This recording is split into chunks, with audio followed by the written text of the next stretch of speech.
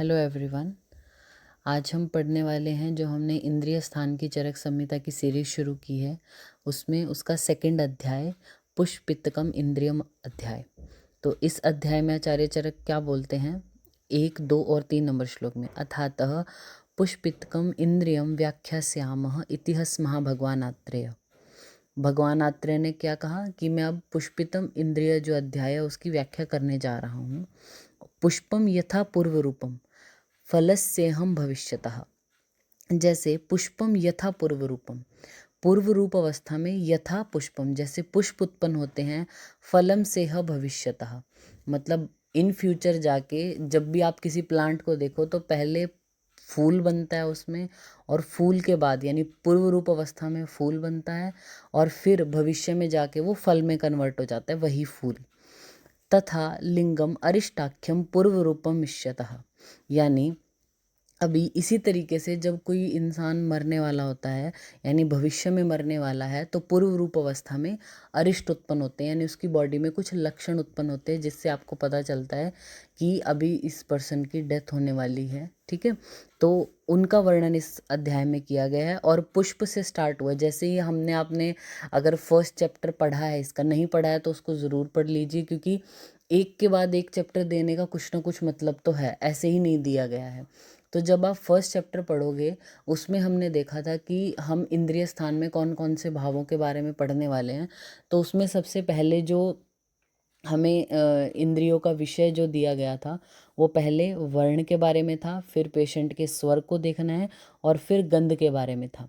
तो यहाँ पे द्वितीय अध्याय में हम वर्ण और स्वर के बारे में फर्स्ट चैप्टर में पढ़ चुके हैं और यहाँ पे गंध की बात की गई है। तो पुष्पित जो वर्ड है, पुष्प यानी पुष्प से गंध ही आती है, तो गंध विषयक अरिष्ट का इस अध्याय में वर्णन किया गया है। ठीक है, 4 और 5 नंबर श्लोक में क्या बोलते हैं आचार्य, अपि एवं तु भवेत् पुष्पम फलेन अनुबंधीयतः फलम च अपि भवेत् किंचित यस्य पुष्पम न पूर्वजम। मतलब ऐसी भी कंडीशन हमने तो देखी। अब फर्स्ट श्लोक में मतलब जो 3 नंबर श्लोक है वहाँ पे तो बोल दिया कि जो पुष्प होते हैं वो पूर्व रूप अवस्था में होते हैं और भविष्य में उनके फल आते हैं। वैसे ही पूर्व रूप अवस्था में अरिष्ट लक्षण आते हैं और फिर वो इंसान मर जाता है, मृत्यु हो जाती है।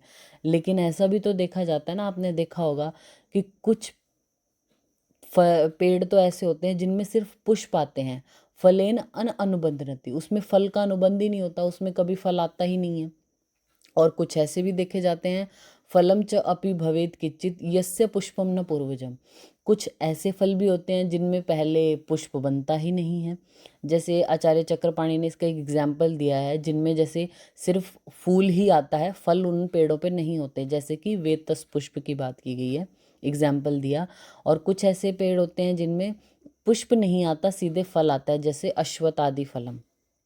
ठीक है, 5 नंबर श्लोक में क्या बोलते हैं, ना तो रिष्टस्य जातस्य नासो अस्ति मृणादृते, यानी अरिष्ट तो ऐसे होते हैं कि वो मरने के अलावा वो कुछ करेंगे ही नहीं। जिस भी पर्सन में अरिष्ट लक्षण उत्पन्न होंगे उसकी मृत्यु निश्चित, ऐसा बताया गया है। और मरणम च अपि तत् न अस्ति यन्न अरिष्टम पुरस्सरम, और ऐसा कोई किसी का मरना भी नहीं है जिसमें पहले अरिष्ट लक्षण उत्पन्न ना हुए हों। ठीक है, दोनों ही चीज़ें बोल दी। कुछ ऐसे पुष्प होते हैं जिनमें फल का अनुबंध नहीं होता, जैसे वेतस। कुछ ऐसे फल भी होते हैं जिसमें पुष्प नहीं आते पहले, वो है अश्वत्थ फल। लेकिन अरिष्ट के बारे में ये सिद्धांत लागू नहीं होता है। अरिष्ट अगर उत्पन्न हो गए तो मृत्यु होगी ही होगी, और ऐसी कोई मृत्यु नहीं है जिसमें पहले अरिष्ट उत्पन्न ना हो, एक ही बात है। ठीक है, नेक्स्ट 6 नंबर श्लोक में आचार्य क्या बोलते हैं, मिथ्यादृष्टम अरिष्टाभम, अगर मिथ्या है कोई चीज़ तो दृष्टम अरिष्टाभम अनअरिष्टम जानतः, मतलब जो अज्ञानी वैद्य अजानताम है, मतलब जो जानता नहीं है, वो जो अरिष्ट भी नहीं है उनको भी रिष्ट के समान देखे, वो क्या है, मिथ्या ज्ञान कहा जाएगा उसका। और अरिष्टम व अपि असंबुद्धम एतत् प्रज्ञापराधजम, और पेशेंट की मृत्यु हो गई लेकिन वैद्य को फिर भी अरिष्ट का पता नहीं चला, ये दोनों ही कंडीशन प्रज्ञापराध जमा, प्रज्ञापराध की वजह से होती है, मतलब वैद्य के दोष की वजह से होती हैं। अगर अरिष्ट उत्पन्न नहीं हुए थे, आपको फिर भी लगा ये अरिष्ट है, ये भी आप ही की गलती है। और पेशेंट की मृत्यु हो गई लेकिन आपको अरिष्ट लक्षण ही नहीं दिखे या समझ नहीं आए, तो ये भी आप ही की गलती की वजह से हुआ। तो वैद्य को इन सब चीज़ों को ध्यान से ऑब्जर्व करना है। 7 नंबर श्लोक में क्या बोला है, ज्ञान संबोधनार्थम तो लिंगेर मरणे पूर्वजे पुष्पिता अनुपदेक्षामो नरान बहुन विधि बहुना। मतलब कि अब ज्ञान संबोधन के लिए मरुम पूर्णजा मतलब मरने से पहले जो भी लक्षण आएंगे, लिंग उत्पन्न होंगे, अब मैं उनको पुष्पित रूप में, यानी जो गंध से रिलेटेड अरिष्ट आने वाले हैं उनको मैं आगे अलग अलग प्रकार से क्या कह रहा हूँ आपके ज्ञान संबोधन के लिए, ताकि आपको ज्ञान आए कि मृत्यु से पहले ऐसे भी गंध विषयक अरिष्ट पेशेंट में आ सकते हैं। तो यहाँ से 8 नंबर श्लोक से लेके 16 नंबर श्लोक तक ये जो है वो गंध विषयक अरिष्ट बताए हैं। ये क्या है, नाना पुष्पों उपमम गंधो यस्य भांति दिवानिशम, यानी दिन और रात, दिन और रात में अलग अलग पुष्पों के जिसमें से गंध आए। पुष्पितस्य वनस्येव नाना द्रुमल लतावत, यानी जैसे जो अनेक जो पेड़ हैं, नाना पुष्पमोपम और नाना द्रुमल, ध्रुव और लताम, मतलब जो अलग अलग प्रकार के पेड़ पौधे हैं, लता आदि हैं एक वन में, उसमें अलग अलग प्रकार के जो पुष्प हैं उनकी गंध पूरे दिन और रात पेशेंट के अगर शरीर से आ रही है, तमाहु पुष्पितम धीरा नरम मरण लक्षण है। जो धीर पुरुष होते हैं, जो बुद्धिमान हैं, उसको पुष्पित बोलते हैं। मतलब उस पुरुष को पुष्पित बोला जाता है क्योंकि उसकी बॉडी से अनेक प्रकार की गंध आ रही है। ठीक है, यहाँ पे क्या है, नाना नाना द्रुम और लतावत ऐसा बोला गया है। तो ये भिन्न भिन्न जातियों का वर्णन किया गया, मतलब एक ही जैसे प्लांट नहीं है, उसमें से मिश्रित गंध आती है। एक ही जैसे प्लांट हो गए, जैसे एक जगह अगर मैरीगोल्ड लगा है तो मैरीगोल्ड की स्मेल आएगी ना उस पेशेंट में से, नहीं, उसमें से अलग अलग जात के अलग अलग प्रकार के जो है वो पुष्प की स्मेल आएगी, बहुत मिक्स जो गंध होती है वो होगी। ऐसे पुरुष को पुष्पित कहा जाता है और ये मरण का लक्षण है, मतलब उसकी मृत्यु निश्चित है, ऐसा समझना चाहिए। कैसे होगी, स ना वो मनुष्य संवत्सरात देहम जहातीति विनिश्चय, मतलब ये निश्चय है कि वो संवत्सर यानी 1 साल के अंदर अंदर उसकी मृत्यु हो जाएगी। वो 5 महीने में हो, 6 महीने में हो, पूरे 1 साल में हो, वो पता नहीं, लेकिन 1 साल के अंदर अंदर उसकी मृत्यु हो जाएगी अगर बिना किसी कारण के पेशेंट की बॉडी से अनेक गंध जो है वो उत्पन्न हो रही हैं। ठीक है, एवं एकशः पुष्पे यस्य गंधो समो भवेत् इष्टेर वा यदि वा अनिष्टे स च पुष्पितम उच्यते, यानी पुष्पित उसको भी बोला जाता है जिसकी बॉडी से एक प्रकार के पुष्प की गंध भी आती है, चाहे वो आपको अच्छी लगे, इष्ट हो या अनिष्ट हो, मतलब बैड स्मेल भी किसी से आ रही है या अच्छी स्मेल भी किसी से आए बिना किसी कारण के। अब वो परफ्यूम लगा के आया और आप उसमें से गंध आ रही है और आप बोलो पुष्पित है, ऐसा नहीं है।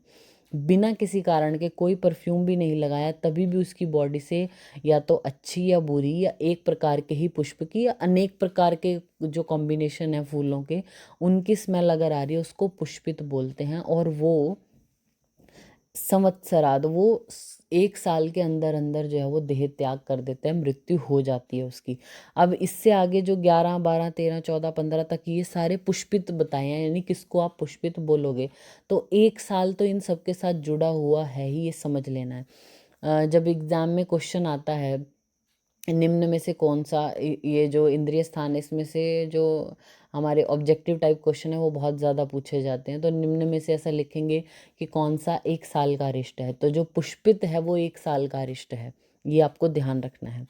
फिर क्या बोला, समासेन अशुभान गंधेन अनेकत्वेन अथवा पुनः अजिघ्राद्यस्य गात्रेषु तम विद्यात् पुष्पितम विषम, यानी उसमें इकट्ठे रूप से जो अशुभ आदि गंध आ रही हैं, अनेक प्रकार की जो गंध अगर किसी की बॉडी से आ रही हैं उसको भी पुष्पित बोला जाएगा। ठीक है, और आपलुप्य न आपलुप्यते कासे काये यस्य गंधान शुभ अशुभान, या तो उसकी बॉडी पे आप लुप्त कुछ चीज़ का आपने लेप लगाया है या नहीं लगाया उसकी बॉडी पे, फिर भी उसकी बॉडी से शुभ अशुभ गंध आ रही है, व्यत्यासेन निमित्ताम अनिमित्ताम स्यु स च पुष्पितम उच्यते, उसको भी पुष्पित बोलेंगे।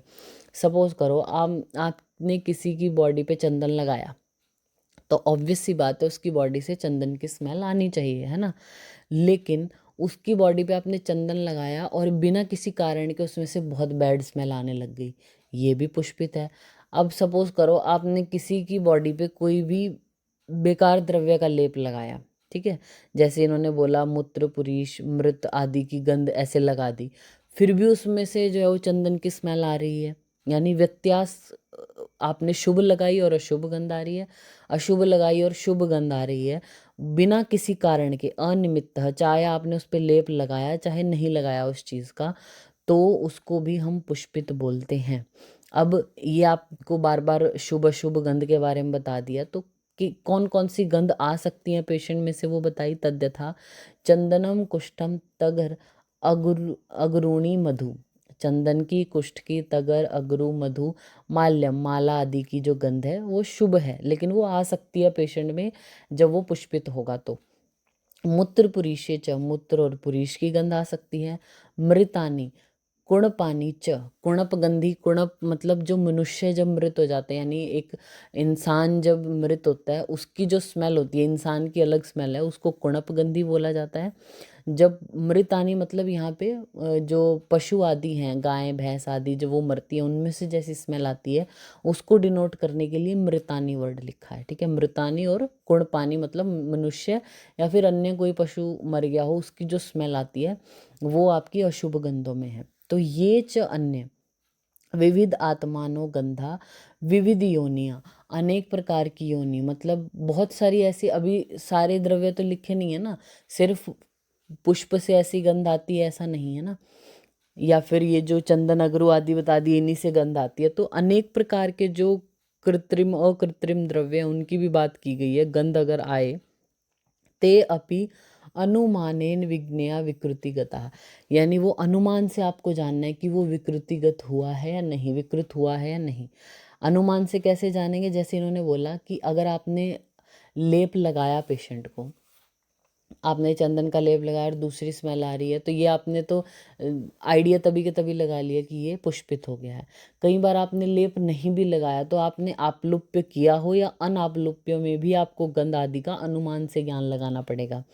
इदम च अपि अतिदेशार्थम लक्षणम गंध संश्रय, अतिदेशार्थम यानी अभी यहाँ पे अनुक्त ज्ञान की भी बात की गई है, यहाँ पे जो गंध बताए ही नहीं है, या कोई भी विकृत गंध अगर आए पेशेंट में बिना किसी कारण के, वो आपको जो है वो अनुक्त है, यहाँ पे कहीं नहीं गई, लेकिन आपको समझना है उसको।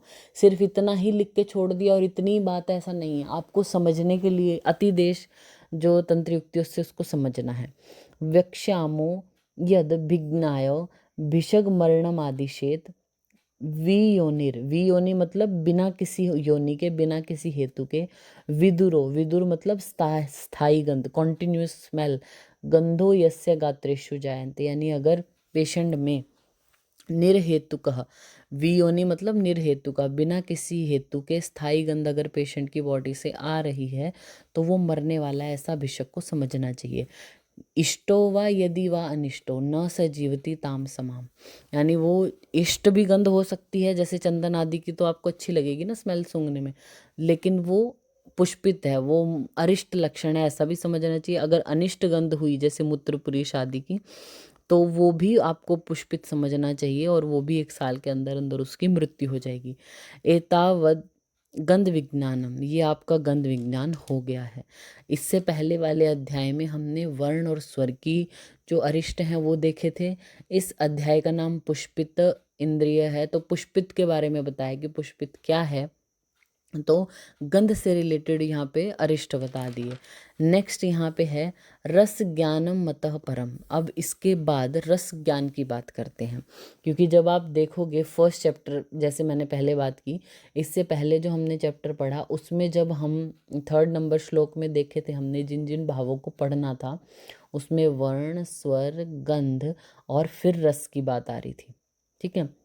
तो रस का ज्ञान भी इसी चैप्टर में शॉर्ट में दे दिया। रस ज्ञानम अतः परम आतुराणाम शरीरेषु व्यक्षते विधि पूर्वकम, 17 नंबर श्लोक में बताया है। यो रस प्रकृति स्थानाम नराणाम देह संभवा स एषाम चर्म काले विकारम भजते द्वयम, यानी अब इससे आगे जो पेशेंट है उसके शरीर में जो भी रस ज्ञान से रिलेटेड अरिष्ट होने वाले हैं उनके बारे में बताते हैं।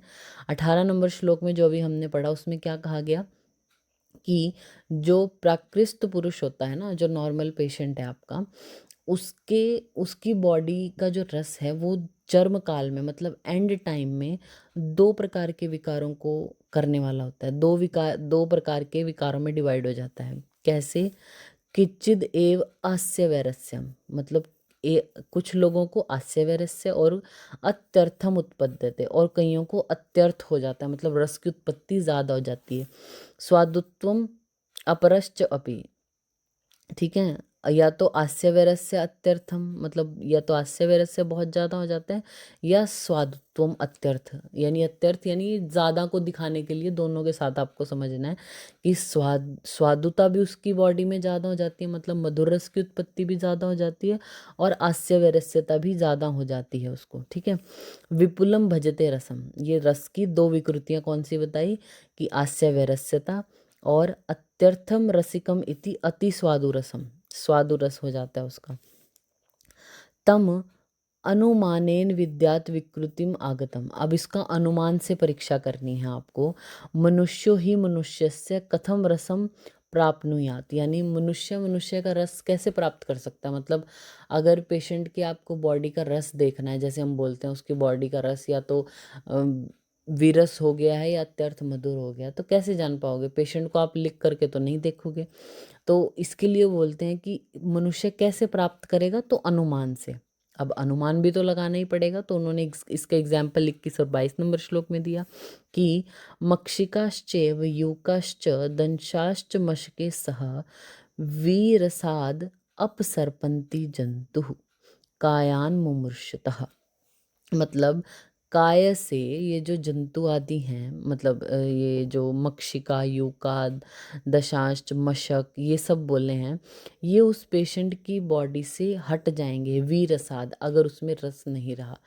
ऐसे जो है मक्षिका आदि उस पेशेंट के आसपास भी नहीं आएंगे, उसकी बॉडी से हट जाएंगे, तो मतलब वो मरने वाला है वो पेशेंट, ठीक है, ऐसा समझना चाहिए।